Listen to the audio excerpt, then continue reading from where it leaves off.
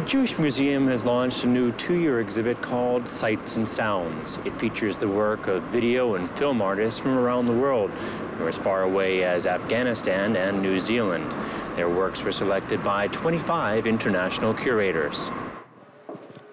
What we're doing with this series is taking a much more global and holistic approach to the way that we present contemporary art here at the museum. So the works are not quite as literally connected to Jewish culture, but they touch broadly on themes that we've identified as being very important to Jewish culture and to the Jewish experience in general, but are also universal in scope.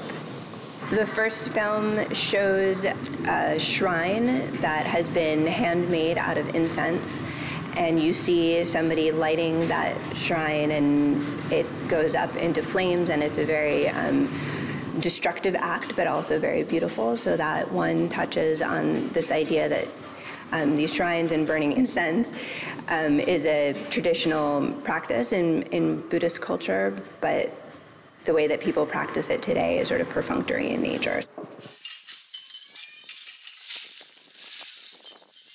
The second video in the series where the artist is commenting on the fact that the Cambodian government has been filling in some lakes that are in the area, and it's causing people to be evicted and to move, and these lakes, some of which are very beautiful, are being filled in with sand and will be developed on.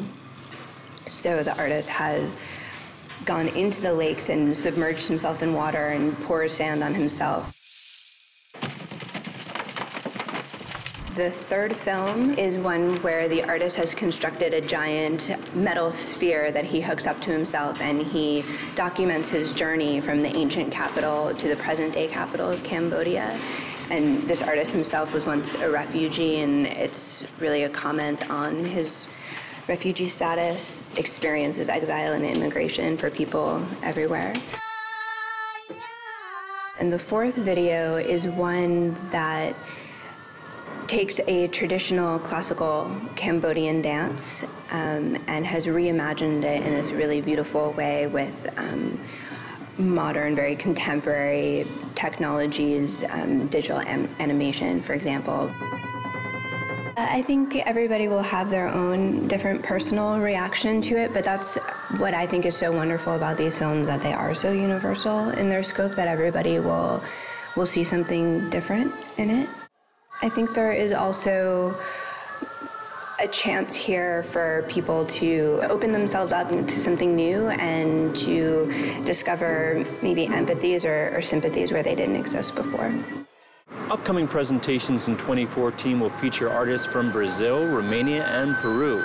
The series wraps up in 2016 with a conference and a publication that will feature discussions with the artists as well as essays about their work. This is Zach Bador for JN1 in New York.